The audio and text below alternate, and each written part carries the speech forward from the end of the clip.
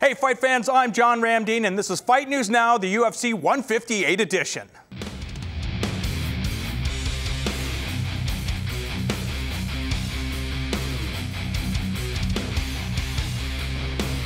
George likes to say I remind him of the bullies that picked on him. How many times you had a gun to your head, George? How many of your best friends been shot through the chest with a .45? How many of your best friends been stomped, put to sleep into a coma? I mean, we have to deal with these things. I don't even know why we're asking this question. I'm fighting him because he's the best guy. He's gonna try to walk through me, and he's not gonna walk through me. He's gonna edge his way against the wall to get by, and that's that. Do you really think I'm afraid of you? Hey, that's fine. Okay, no, I don't. You scared? You think I'm afraid of you, man? Are you crazy in your head, man? I'm not scared of you. You'll see Saturday if I'm scared of you. All right. You told the fans that I deserve to get beat down. You told the fan I was scared of you and avoiding you. Yeah, I got the fight too, right? You can understand that. I'm working towards something here. I'm in the same boat as you. They took some line that I answered a question maybe 3 years ago. They put it in the promo. No, it wasn't, bro. That was not 3 years ago. I don't know when it was the interview. I didn't remember it said that. They put on the promo. I don't wish nothing bad to you. Nothing. It's a fight, and the best man will win. That's it. They're selling you all wolf tickets, people. You're eating them right up. George here is selling you wolf tickets. Dana here, he's selling you wolf tickets. The UFC is selling you some wolf tickets. You guys are eating them right up.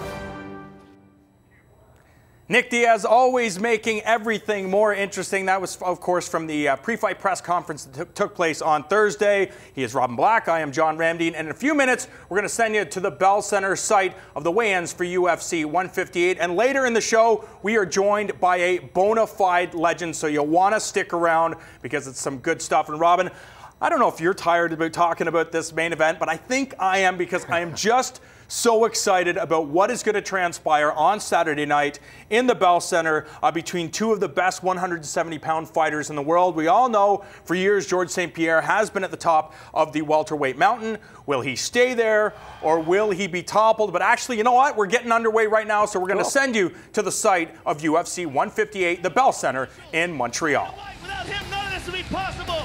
Joe Silva, best matchmaker on the planet. Lorenzo Fertitta, my hero. And Burt Watson, babysitter to the stars. We got a fantastic card for you, ladies and gentlemen, including the welterweight championship of the world. We're starting things off on Facebook in the bantamweight division. George Roop versus Ruben Duran. All right, now we see Ruben Duran. He's going to be taking on George Roop, and it's interesting, George Roop dropping down to 135 pounds, which is pretty remarkable considering how tall this guy is. Ruben Duran, 1-2 in the UFC, lost by knockout in his last fight, so obviously he's got something to prove. Yeah, he's very, very dangerous guy. We saw that in his fight with Rivera. But now he's going to be facing a guy with all that reach, and Roop. The more interesting of the two at the weigh-ins is going to see Roop make 135 pounds, but Duran should make it no problem. 135 right on the dot, 5'6". And his opponent, facing a guy that is 6'1". Yeah, and when they stand face to face, you can see how drawn out George Roop is, but he bounds right up the stairs, trying to show he's got some energy in there. Man, is he going to have a lot of reach at 135. And I talked about Duran having his back against the cage. George Roop, 4-5-1 in his last 10 fights. And you have to know he has got to have a very good performance here at UFC 158, as we've seen a lot of fighters being cut if they don't have a great performance. 135 from Mr. Roop. Well, he makes it. This could be the prototype of what we're going to be seeing in the future. Look at that. He stands over him. Every sport has a body type. You look at gymnasts, they all look the same. One day fighters may all look that way. TVA Sports here in Canada, in the bantamweight division, TJ Dillashaw and Isai Tamura. This might be the biggest underdog of the night right here, John. And Isai Tamura was supposed to have a different opponent. He was supposed to take on a good friend of yours, Mitch Gagnon. Gagnon suffered an injury and was forced to withdraw from this fight. And in steps TJ Dillashaw, and the TJ stands for Tyler Jeffrey. Yeah. Well, Mitch was going to be a tough fight for Tamura. Mitch is a handful. TJ Dillashaw, equally as tough, if not tougher. It's going to be, he's going to need a great performance tomorrow night, man. Tamura training at the Crazy B team, which was founded by one of Japan's best lightweight fighters in Kid Yamamoto. 135. 135 for Does look Mr. to be in great Tamura. shape, but he is facing a tough wrestler here. And his opponent, TJ Dillashaw. And TJ Dillashaw, a former NCAA Division I wrestler. And again, these guys, it's all a part of their regimen to make weight. And he wrestled at 133 pounds, so this isn't going to be a problem for him at all to make weight. Not at all, and he fits in so well at that Team Alpha Male. A whole bunch of small, like lower weight guys with great wrestling backgrounds, all pushing each other. This is a dangerous guy. Tamura's in real tough. 135. 135 for TJ. The other thing about these wrestlers, too, is with that background, he can put on a lot of weight. Don't be surprised if he's 155 or heavier tomorrow night. And there you see in his corner, Dwayne Bang Ludwig, who is a new addition to the Team Alpha Male team. That's going to make those guys even more scary. TJ Dillashaw and Isai Tamura, ladies and gentlemen. Next up in the welterweight division, Rick Story versus Quinn Mulhern. And I think this is one of those very underrated fights on this card. I mean, George St. Pierre, Nick Diaz, all eyes are on these guys. But this is a fight that really could affect the 170-pound division. Yeah, man, Rick Story was right there at the top, you know, and he looked fantastic. Just a real tough stud. But this guy now gets a real opportunity against a named guy to make his mark at 170. What is interesting is that Quinn Mulhern trains an hour and a half away from Albuquerque, New Mexico. He's from Santa Fe, and I wonder if he went down to train with the team, Greg Jackson. 168 for Mr. Yeah, he's a Mulhern. talented dude, but this is a real step up. Rick Story here has a point to make. Opponent, Rick Story. You know, when you're near or getting real close to that top of the division and you lose a couple of fights, and you're a guy like Rick Story, you're going to come in here very ornery. This to the guys that he's faced: Dustin Hazlett, Brian Foster, Thiago Alves, and Johnny Hendricks, all victories over those guys. The only loss on Hendricks is Ledger. That's right. You know, and here he is on the Facebook undercard. He wants to go in here and he wants to stomp Mulhern and get himself back on the main card. Scary dude. Quinn Mulhern, submission background. Will he be able to use it? Who knows? 169 for Rick Story. Some of these guys just, you know, Rick Story, you know, he's not necessarily, he does come from a wrestling background, but he's not necessarily a wrestler. He's just more of a bad dude. Rick Story, ladies and gentlemen. Mulhern looks like he's going to have the reach advantage. Yeah, that'll matter. We kick things off in the lightweight division. John Boom. the Bull McDessie versus Darren Cruickshank. And I think this is a fight that a lot of people are anticipating could be fight of the night. Two stand-up fighters. We know the takedown defense of Darren Cruickshank is immaculate. John McDessie, great movement. Black belt in karate, black belt in taekwondo. Will he be able to use the footwork to kind of confuse Cruickshank? Going to be a difficult task. Yeah, they're both playing a fancy kick-heavy game, and this is going to be a fantastic fight. 155 for Darren. We've got to call both of these guys a number of their fights coming up before the UFC. They are both excited. McDessie has missed weight in the past. Twice. He must be on weight here. No, he missed weight, and there was two catchweight bouts, the Dennis Hallman fight and the Anthony Njokuani fight. We do know that he has had some mental issues in the past. He's dealt with his losses very hard. He's working with a sports psychologist, and hopefully that'll improve his mindset. 155. You know, these guys got to train every aspect of the sport. It's not just physical, it's mental too. To ask yourself to stand in front of 15,000 people and do what these guys are going to do takes some real mental training. Darren Cruickshank and John McDessie, Love ladies it. and gentlemen. Next up in the welterweight division, Dan Miller versus Jordan Main. There we see the debuting Jordan Main. Yeah, people, Canadians know this kid. You know, he's been around for a while with his father, Lee, who's coming up behind him. He has some big, big wins outside of the UFC, and he is a treat to watch. 23 years of age, wins over Forrest Petz, Josh Berkman, Joe Riggs, Marius Aramskis, and Evangelista Cyborg Santos. This is not new to him. This kid is so impressive. He is a finisher. He comes to fight.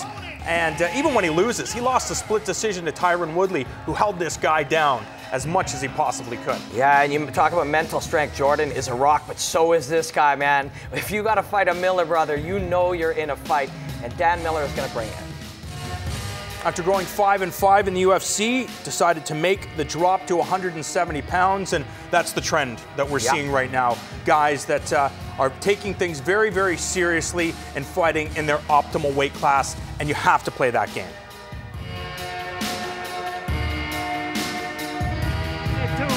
172 for Dan.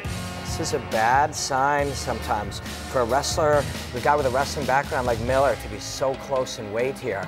And we do know that Dan Miller has an infant son who has been dealing with some health issues, and you have to imagine that those are things that are constantly on the mind of Miller.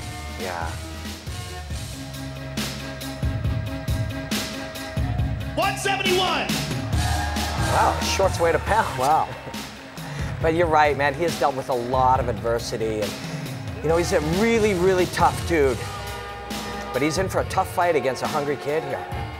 9 submissions on his resume. Maybe he'll be able to exploit that from the young gun. Next up in the featherweight division, Antonio Carvalho versus Darren Elkins. You see Elkins also coming from a wrestling background, so you would imagine that making weight not going to be an issue for him. Trains at Duran Valley Tudo with Eddie Wineland, who's going to be challenging for the interim bantamweight title in your ex-hometown of Winnipeg. Yeah, exciting. This guy is just incredibly, incredibly tough, very explosive, super athletic. He's sort of that prototypical converted American wrestler. And this is a really interesting matchup because he's facing a real martial artist. He does have a win over Pat Curran. 145 for Mr. Elkins. Like I was saying, this is very much that wrestler, boxer, North American style fighter. Carvalho is very much a Asian influenced martial artist. You see in his corner, the bully, Adrian Woolley, a man that helped you with your wrestling abilities. Yeah, and we're gonna have Adrian as a guest on 5 Rounds here a week Monday. One of the most talented wrestlers you'll ever come across. And Tony Carvalho, one of the most talented martial artists you'll ever meet, very cerebral. The problem what we've heard about this guy is that he lacks that killer instinct. He does not want to hurt his opponents, but unfortunately, he's in the hurting business. Yeah, he wants to win a beautiful contest between martial artists, and you know, he can absolutely win this fight. Elkins a little further up the chain than him with that, winning streak, but Carvalho will look to unseat him, and he can. Next up in the welterweight division, Patrick the Predator Cote versus Bobby Voelker. Both of these guys have granite chins, and there we see Bobby Voelker, 15 knockouts on his resume. He's going to try to look to put Patrick Cote to sleep in this fight. Is it going to happen? I don't know about that. Cote's got a granite chin. Yeah, he does. But someone's going to sleep. One of these two guys are going to get knocked down with a hard punch. Voelker's got good, crisp striking, but he's a power puncher. Cote a little more technical, arguably, but man, this one is going to light up the crowd. I know a lot of people know Patrick Cote's name, especially here in the Great White North, but believe it or not, Bobby Voelker has more in-ring experience, which should be very, very valuable.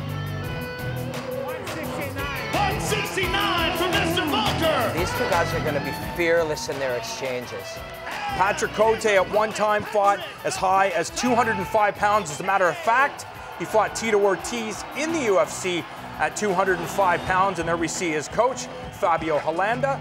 Patrick Cote fighting at 170 pounds for the first time as a mixed martial artist, and this is a guy that will not miss weight because that's one of his things. If you're a professional, you make weight, there's no excuses. Yeah, and that's absolutely true. He's going to come here in great shape, If he still has the power at 170 that he had at 185, he is going to be one scary guy. And man, they love him in Montreal. Yeah, look at this. We've never seen Patrick Cote ever look this way. He's got an 8-pack. Normally you might see him drink an 8-pack after a fight. 169. 169 for the Predator. Him. Looks good. I don't think he's ever seen himself look that way. Don't think so, man.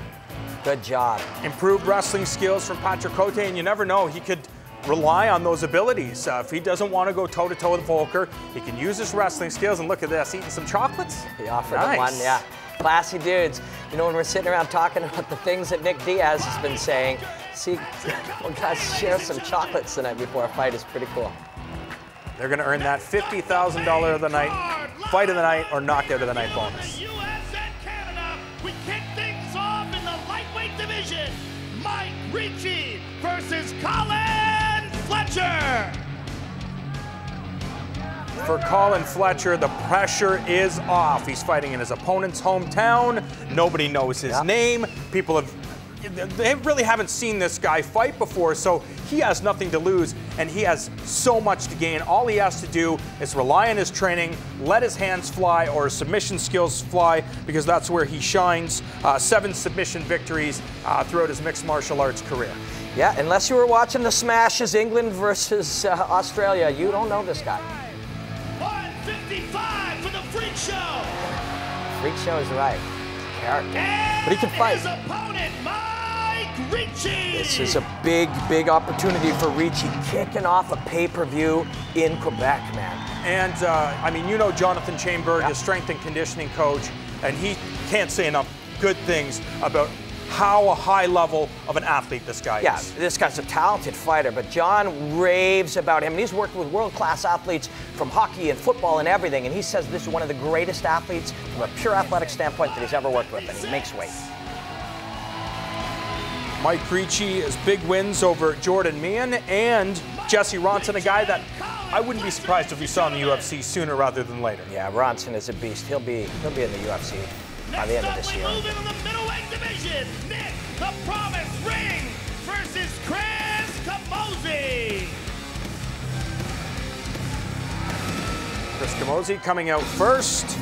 Very tall at 6'3", and is going to enjoy a 1.5 reach advantage in this fight. We know that his background is Muay Thai, as is his opponent. Nick Ring loves to throw down, but I think Nick Ring might be the better submission fighter, and I think that could be a place where he takes advantage of Camozzi's skills, because you say that he's a black belt. Yeah. We know that he's a brown or black belt. Camozzi, a purple belt in Brazilian Jiu-Jitsu, but you know what they say, this is not Jiu-Jitsu. It's true.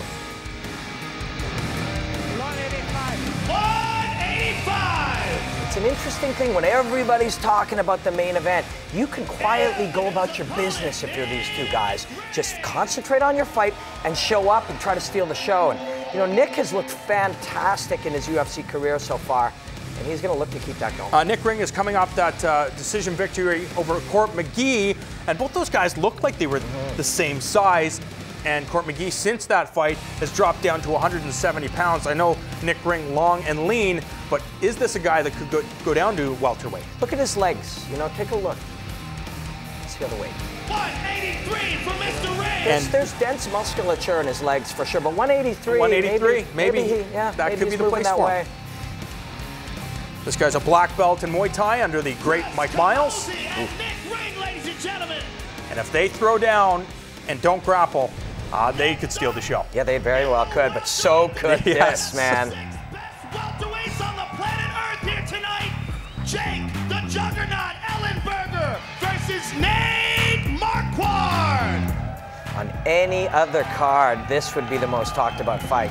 These two guys are animals. This guy, Nate Marquardt, always has a smile on his face. He's driven by faith, you know, a God-fearing man, and he thanks God for everything that he's achieved. And I think that's why, one of the reasons why we see him staying positive and always having good performances. But his last performance against Tarek Saffiedine, where he lost the Strikeforce title, he says he simply subconsciously overlooked Tarek Saffiedine. He's not going to make that mistake tonight or on Saturday night, and I think a lot of people are going to be surprised at which Marquardt shows up. 171. You mentioned Faith, belief is a powerful thing, man. And Marquardt goes into that cage with absolute belief and absolute fearlessness. But he's going to need it. He's going to need it against this man. This is an explosive, athletic, terrifying American athlete. And we see in the corner of Ellenberger, Hendricks Gracie from the Gracie Breakdown. Yeah. If you haven't seen it, go online. These guys know what they're talking about. And that's as good a breakdowns of martial arts as you're going to see. Jake Ellenberger really hitting his stride right now. 27 years of age, a former Marine, almost unbreakable. 7-2 in the UFC, only losing a split decision to Carlos Condit and losing by TKO to Martin Kampmann. He stopped. Yeah, 170 pounds. We didn't expect him to miss weight. Wrestling background. Ellenberger throws a lot of power in his punches. So does Marquardt. Marquardt's going to look to counter him, I think. This is a good one. One of these guys could be going to sleep. Next, we move to the co-main event of the evening. Wow, listen to everybody. I guess they're getting excited about this fight. Born Killer Condit versus Johnny Big Rig Hendricks. Oh, Johnny Hendricks playing to the crowd, rocking the Canadians jersey. Is there some booing? Is there some booing for Hendricks? I mean, they just saw what a class act Condit was when he fought George last, but this guy's cool, he's tough, he's scary, he's got a big left hand, and man, is he confident. If you watch the interviews that he's been doing, if you see him talking to journalists and fans, this guy is absolutely sure that he is going to win this fight. And there's no way this guy's making weight. Missing weight, excuse me. Been doing this his whole life. And you keep referencing wrestlers, guys with a wrestling background. Some of them would literally have to make weight every single weekend for 6 and 7 months in some cases when they were young. Sometimes years. Yeah. And the crowd loving the former interim welterweight champion, which is kind of strange. Yeah, well, they appreciate the fight that he gave them in front of, 16,000 people at the Bell Center against George. It was a fantastic fight, a beautiful contest, and they appreciate it. Much like Johnny Hendricks being a former NCAA Division I champion, Carlos Condit, of course, the former UFC interim champion, and the former WEC welterweight champion. So he knows what he has to do to make weight, and I expect him to be on point. 169. You still have a weird habit already of underestimating this guy, but in my mind, he's the favorite for tomorrow night, although obviously Hendricks has that ability to knock anybody out. Again, it's because Carlos Condit is one of the smartest players in the game, isn't afraid to backpedal, isn't afraid to play the points game to get the victory. As you can see, he will enjoy a reach advantage in this matchup. Class guy. Now let's take a closer look at the two men involved in the main event of the evening.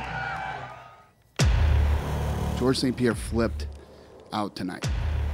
He said that Nick is the most disrespectful human being I've ever met, and I'm going to put the worst beating you've ever seen on him in the UFC. This is a fight I want for a long time. We were supposed to meet before, but now it's going to happen. It's a lot of animosity, and I'm the one who got the belt. I'm the one who got the title. That's why they tried to pick a fight with me. No one has ever talked more about George than Nick Diaz. What's up? Where you at, George? Where you at, boy? I was just yelling, dude. I just threw it out there for the people, for the fans, for him. It's like, what are you gonna do now? You know what I mean? I don't have to like him, he don't have to like me. I don't know him, he's not my friend, I don't want to know him. He's my opponent, and we're gonna fight each other and try to hurt each other. When that octagon door shuts, all hell's gonna break loose.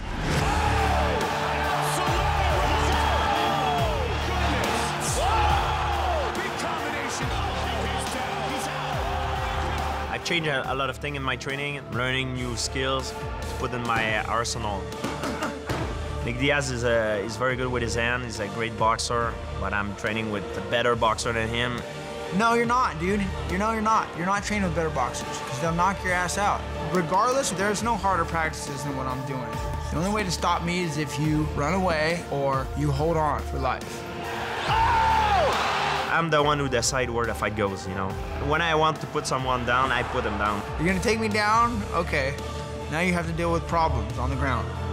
I'll do everything that I can in my power to win, and there's nothing that this guy can do to hurt me. I don't really care what he says. The main thing is to beat him and to hurt him. Gentlemen, for the UFC Welterweight Championship of the World, Strikeforce welterweight champion, Nick Diaz!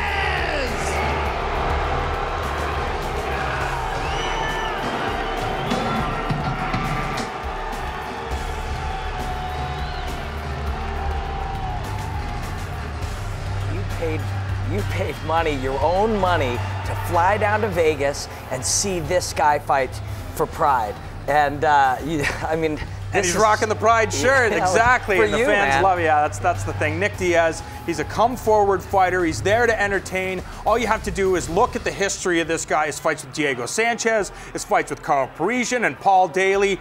This guy knows how to entertain in the cage and outside of the cage, because quite frankly, that's what the talk has been all about, is what Nick Diaz is going to say. And people have been anticipating it, and he has delivered like no other fighter. And he just showed Montreal his ass. 169 for the challenger!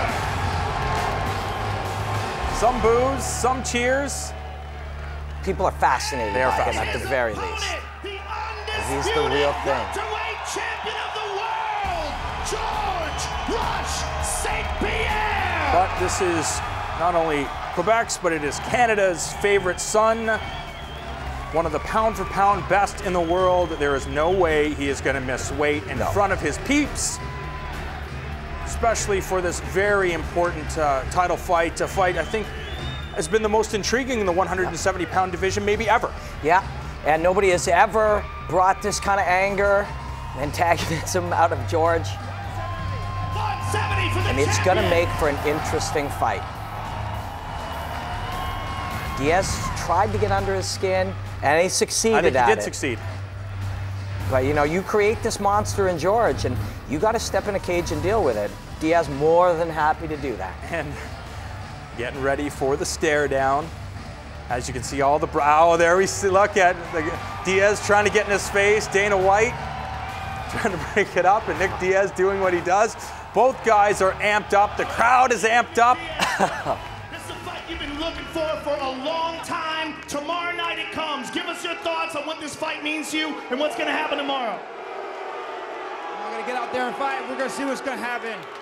I'm happy to represent Stockton, California, Cesar Gracie Jiu-Jitsu, my team, Jake Shields, Gilbert Melendez, Nate Diaz, everybody from the town. Thank you very much. Nick Diaz, ladies and gentlemen. George, I know this is a very important fight to you, especially here in your hometown of Montreal. Give us your thoughts on Nick Diaz and what's going to go down tomorrow night. I can talk as much as I want, but tomorrow I'm going to walk the walk. That's all I can say. The champion, ladies and gentlemen, Nick Diaz and George St. Pierre, tomorrow night live on pay-per-view. And if you're watching this right now on Fuel, don't change the channel. There's plenty more to come with 24 fighters making weight for UFC 158. And of course, all eyes on the main event, George St. Pierre and Nick Diaz. People were expecting some fireworks when the two were involved in the stare down. Dana White had to get involved. You can just feel the emotion. It is going to be a spectacular night on Saturday. Yeah, and Diaz had to at least get that elbow in there. He just had to show George that he was going to be the first guy to the center of the cage. Just fascinating stuff. We also have to talk about Dan Miller. He was a guy that came in at 172 pounds, dropped the underwear, and I guess that his underwear weighed a pound. Yeah, 1 pound underwear. I mean, really, the rest of the card, the rest of that weigh-in is so overshadowed by Nick Diaz and George St. Pierre, and it's going to be hard for everybody tomorrow night to make their point. Guys may come roaring out of that back trying to make their point in the cage, but it is gonna be a hell of a show, man. I think that all the fighters on the card know or understood the magnitude of what this means. So everybody came in shape, everybody looks healthy, nobody looks drawn out, and they're ready to put on a show for the fans because, quite frankly, if you're into this sport, all eyes are going to be on the Bell Center. Yeah, I mean, it really has built up to be more. A George St. Pierre title fight is always huge, but there's something way bigger about this one. And it isn't necessarily what's going to happen in the cage, it's just all the drama that's happened. Don't change that channel. More to come on Fight News Now, including the man himself, Tito Ortiz.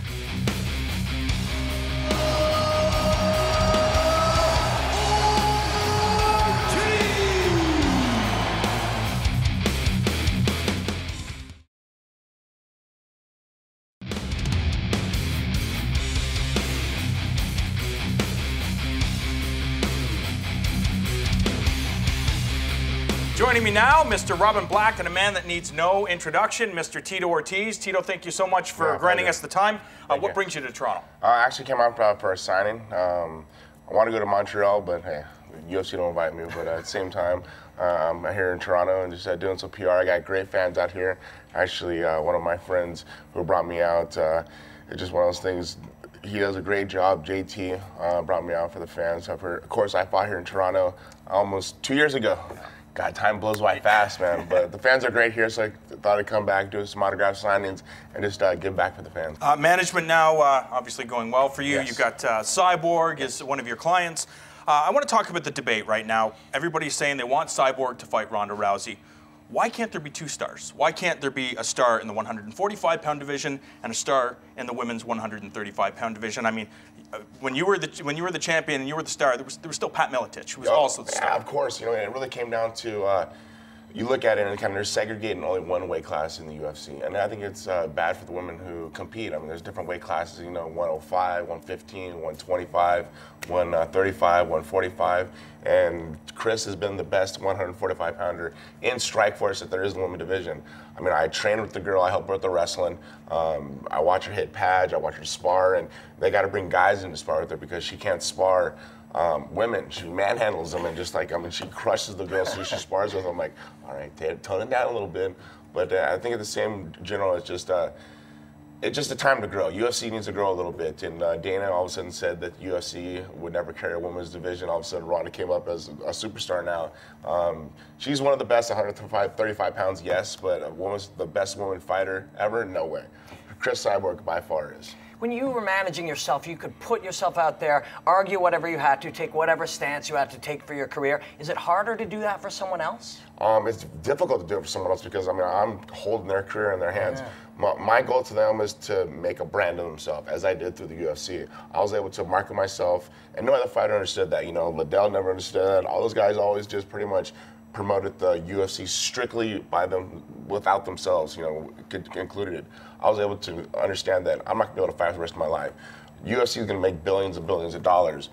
What am I gonna do when my career's done? And I never had anything to fall back on. I could never trust anyone, and I think it's just one of those things that I've really worked hard to be where I am today as a businessman, as a fighter, and making the next level for fighters to look where I've came from, look where I've stood for. I mean, integrity was a huge word for my life in general, and I wanted to keep that integrity no matter what. And I looked through my career, and I think I've done that hand over fist. Cyborg going to be fighting for Invicta, yes, the premier women's mixed martial arts organization in the world. And why did you guys decide to go down that route? We heard that the UFC was interested, but why did you, as a manager, say, you know what, I think this is the best place for Cyborg? Well, because UFC was not interested only in the factor that they're going to do 135-pound weight class. Right.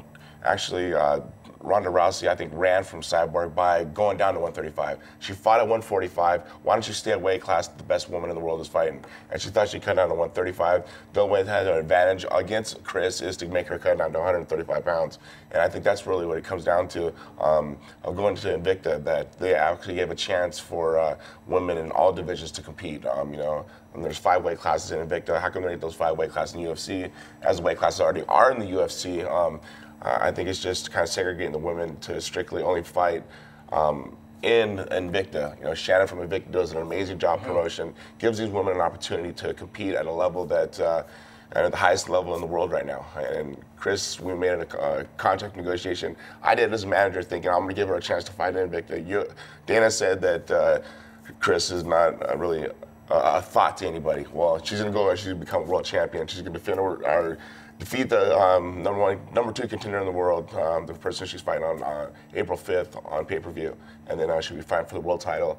And people will understand how dangerous this woman is. I mean, you got to go on YouTube and check it out. Look at Christina Cyborg Santos, and you see how dangerous she is. Yeah, I know. Lots of people that watch Fight Network, they know how dangerous this girl is. She's very deadly, got great ground skills. I think maybe one of the most underrated aspects of her game. 100%. And I think that's what a lot of people see with this Ronda Rousey fight is Ronda taking her down to the ground and abusing her. And I know you don't believe that. I watch her. I watch her take girls down, arm bar before I mean, before they even hit the ground. This girl's amazing, but the scary thing is she punches and kicks like Wanderlei Silva when he was in his prime. Right. I mean, she's mean. She don't mind getting hit.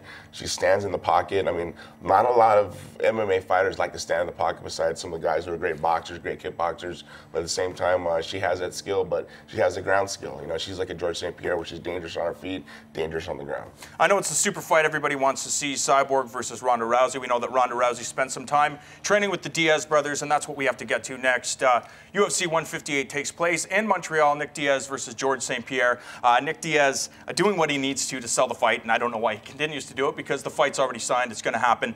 Do you think he's just playing mind games with George to try to throw him off? No, it's all about promotion. Yeah. It's all about promotion. It's all about selling the pay-per-view, and he's doing an amazing job. I think he's stepped in the same shoes that I was when I was the bad boy for UFC, and I think he's doing an amazing job. I mean, I've never really not shown up to a press conference. I always did my job. I always did my job for promoting, because my job was to educate the fans on what the sport was really about. Either the aggression before a weigh-in, after a weigh-in, little small things I did to sell a fight. But when it came to fight time, you got to fight the fight. And hope Diaz will step up and fight the fight against George St. Pierre, because he's one of the best in the world, and he's shown it over and over again. Tito, you mentioned that you pioneered this whole sort of vibe, this bad boy trash talking thing, and you did. That's why I want to ask you. We talk a lot about, you know, when a guy is trash talking the opponent, how they can get under his skin. But what kind of pressure does that put on the guy who's doing the trash talking? How does that affect him going in the cage? Well, I think it really comes down to confidence. The confidence that Nick Diaz has. He's like no other fighter. He don't care when he comes to compete. He fights as hard as possible, and he puts on a show that fans want to see. He stands up and he punches and he tries to do the thing he possibly can to get the knockout. Against George St. Pierre, he has a great jab, a great right hand, great takedown. And I think that's what's going to come down to win this fight. But to talk the trash, you do got to back it up. Yeah. But I mean, for me, I've always came in shape when I fought. I mean, the guys who I defeated or lost to, it's always a great fight no matter what. I mean, I've never got knocked out unconscious or I'm blowing snot bulbs going, what happened? In throwing a career, you know, I've been stopped twice. Referee stoppage, and I think it was just because I didn't defend myself. I mean, it's one of those things in the sport that it happens, but every single fight I fought against, you know, top 5 contenders through my whole career. And UFC never gave me an opportunity to fight lower weight guys, or excuse me, smaller guys who are working their way up. It was always guys who have established themselves, are undefeated records, and they're trying to build my name off of their, or excuse me, build their name off my name, and they did it. I mean, you look at Machida, you look at Ryan Bader to get an opportunity, you look at Forrest Griffin, you look at Rashad Evans, guys who had competed at their time, they're undefeated, or they put on great fights, and we put on great fights no matter what, and I think fans loved it. Robin talks about the pressure. We've seen it in the past where, like, Michael Bisping talked trash to Dan Henderson. Is there a point where you're like, I don't need to give this guy any more motivation to bring his A game? And when you start antagonizing somebody, you can see where there's like, okay, not that they weren't getting up for the fight, but now they're really getting up for the fight. It builds that pressure even more. Well, it builds the pressure. I mean, it gives an opportunity for a storyline for the fans to go, I want to see that guy get crushed. I want to see that guy kill that other guy. I mean, that's what it's about. I mean, you look at professional wrestling, I mean, I kind of bit the same type of thing they did, but I found the same idea with Muhammad Ali, where he would get in guys' head, and he would just battle, and it was mental warfare, I thought. I mean, that's what, in my mind, but I think it's a confidence thing that you just keep talking, and at one point you will get under the person's skin. And does Diaz get under GSP's skin? We're going to have to see. What's next for you? What's next for me, of course, my management company, continue on with that. I got a few more signings for the rest of the year. Just go out and try to reach out to fans, of course. I train my gym on Tuesday and Thursday for kids class. I teach a kids class at my gym at Punishment Training Center. You got to get back. I mean, I don't care how big my name is. I don't care who I am. I always want to get back to you know, my community and work for kids and just keep my idea of just helping kids as much as possible. And there's a few kids I put on my wing, and all of a sudden they went from having D's and C's in school to now all of a sudden be on the honor roll. And actually, Davey, if he does get a chance to hear this, the kid is amazing. And a lot of little girls who take it too, they walk in like Bambi on ice. And by the 4th, 5th year, all of a sudden they have a wrestling stance and they get in a good position. It's cool, and it's cool just to see because wrestling actually teaches dedication, you know. And I watch for the Olympics how they're trying to take out wrestling. Ridiculous. And it's not giving an opportunity for kids to go through school wrestling, through high school wrestling, through college wrestling, to become Olympic champs. And I think that's really bad because wrestling did save my life. Of course, you guys can take a shirt that I made for it. Beautiful. Because it saved my life. You know, my real name is Jacob. Everybody ever read the Bible and they've seen that Jacob wrestled an angel. The angel saved his life and changed his whole life. And wrestling changed my life. And that's why it's my opportunity to give back, to hopefully save Russell in the Olympics. Awesome. He is one of the legends of mixed martial arts. Don't go anywhere. More still to come. Do you really think I'm afraid of you? Hey, that's fine. Okay, no, I don't. You think I'm afraid of you, man? Are you crazy in your head, man? I'm not scared of you. You'll see Saturday if I'm scared of you. All right.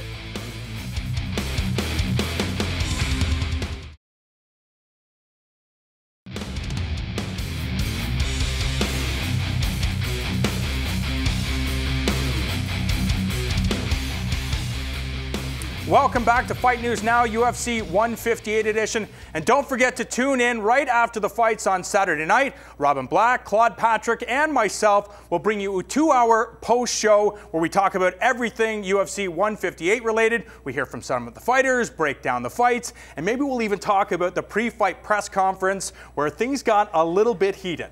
Yeah, and some of the things that have been said, you know, if they were said normally, people would go crazy, but they're just kind of buried beneath a mountain of crazy stuff. And it was at that press conference where one fighter accused the other of steroid abuse. Do you really think I'm afraid of you? Hey, that's fine. Okay, no, I don't. You think I'm afraid of you, man? Are you crazy in your head, man? I'm not scared of you. You'll see Saturday if I'm scared of you. All right. I'm intimidating, right? That's my plan, to intimidate you out. Okay. I don't believe that the world champion is afraid of me. I don't believe the world champion is afraid of anything. I'm not on steroid, man. I don't think that. I don't think you're scared of anybody, bro. I don't. We'll see if they test who for steroids or what. I hope they do. Okay. I hope they do. Yeah. You hope they do. What? For me to test positive for steroids ain't gonna happen. Well, it seemed that Nick Diaz did get under George St. Pierre's skin, and I think that's the right strategy for this guy because as we've seen over his career, unwavering focus. He knows how to get the job done. He surrounds himself with the best team and the best trainers in the world of mixed martial arts. So for Nick Diaz, if he can get a little dig or two in and try to affect the champion's mental game, I think it would provide really. You can't even describe the way how valuable it would be. Yeah, and we're at a loss for words here, because can you imagine if a member of, say, the Montreal Canadiens said someone from the Ottawa Senators is on steroids? That would be like crazy news. Nobody would dare to just make blanket statements like that. And yet in this case, that's not even the weirdest thing anyone has said so far. Without question, this is who Nick Diaz is, but it's part of a plan. It's part of a plan to get George off that game. When George is on his game and he goes in with a game plan and he sticks to it, he's impossible to beat. But you take a guy out of his game plan and you make him angry, you're going to have to deal with that. And clearly Nick Diaz is happy to deal with that, and it will make for a crazy fight. Yeah, George St. Pierre has said in the past that it was only Carlos Condit and Jake Shields who didn't talk smack, some type of smack before their fights. And I mean, you look at the fight with Carlos Condit, one of the best performances George has ever had. Jake Shields, on the other hand, almost the worst performance that he ever had. Yeah, it's strange, Man, George is so talented. He has game plans that can beat guys. And even with a Nick Diaz, he's so dangerous in a few areas. But there's a discernible game plan where you would beat him. And Carlos Condit used it. You can see, and it revolves around a lot of the skills George has. But if you can throw him off his game, if you can be waving your hands in the air and yelling insults at him, and you've already said that he has sex with his mother, he's on steroids, he's running away from you, he's not really injured, and you got George pissed off, you're going to have a very angry George St. Pierre, and that's what Diaz is asking for, and that's what he wants. Nick Diaz believes that either George St. Pierre is going to run away in this fight, or he's going to do what a lot of people say that he does and control the fight on the ground for 25 full minutes. Diaz says if he chooses the latter, that he's going to have some problems because he's going to deal with Diaz's submission game. Hey man, I was in the back room for my last fight, and Faraz Zahabi was in that room. And Faraz Zahabi, the way he works with his athletes is really quite incredible. And when he's back there with George, you can just imagine him saying, George, if you really want to teach this guy a lesson, if you really want to make him angry and beat him, you will beat him the way that he hates. You'll put him on the ground and you'll grind him out and you'll do all the things he's trying to get you to not do. And I can imagine Faraz saying that, and George may go out there, shoot that double, get in there, and just make Diaz angrier and angrier and play his game. And I actually think that is the absolute best game plan to play, because Nick Diaz, as much as he inflicts some mental warfare on his opponents, he is the same way. He takes it and he gets frustrated, he gets pissed off, and if George St. Pierre is able to dictate the pace of this fight and is able to control it on the ground, I think that's where he can have the most success. I don't think ever we've seen a fight where mindset, mental state, and mental strength has played a larger part than this one is gonna. Don't change that channel. More still to come on Fight News Now, our final thoughts, and we'll give you our take on Fight of the Night. Where you at, George? Where you at, boy? Uneducated fools. I don't think you're smart enough to understand.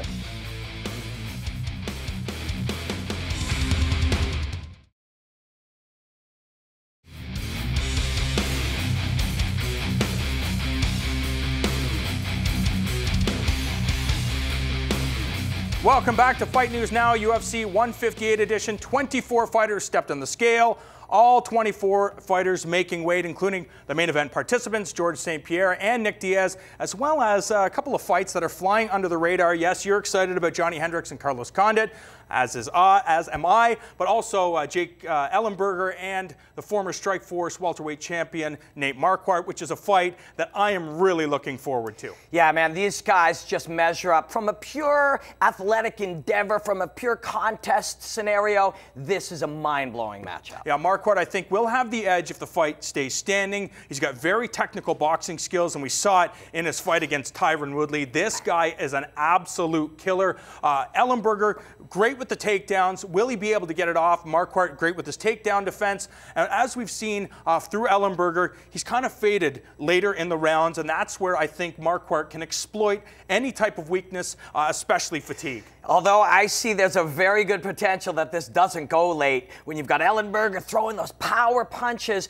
and you've got Marquardt looking to counter on the inside with his patented uppercut. This one could end quick, and it's going to be good. Are you expecting any breakout performances for UFC 158? Watch Jordan Meehan, man. We've been saying it all week, but this kid is somebody to watch. And MacKenzie versus Cruickshank, these guys are dynamic. It's going to be a lot of fun. Is that your pick for Fight of the Night? No, sir, because nothing will be able to overshadow the main event. There's too much drama, too much on the line. It's visceral excitement. No matter how it unfolds, it will be Fight of the Night. Yeah, I would love to pick George St. Pierre and Nick Diaz as Fight of the Night, but unfortunately, I think that George does what he does best, and that is control this fight on the ground. I think he doesn't want to go toe-to-toe.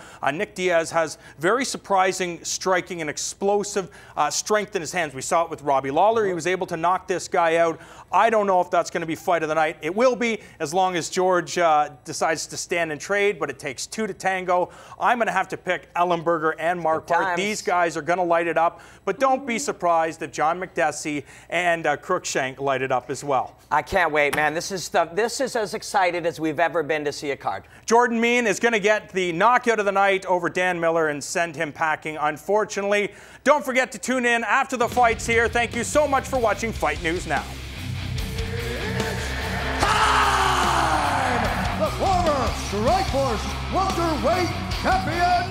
Where you at, George? Where you at, boy? The UFC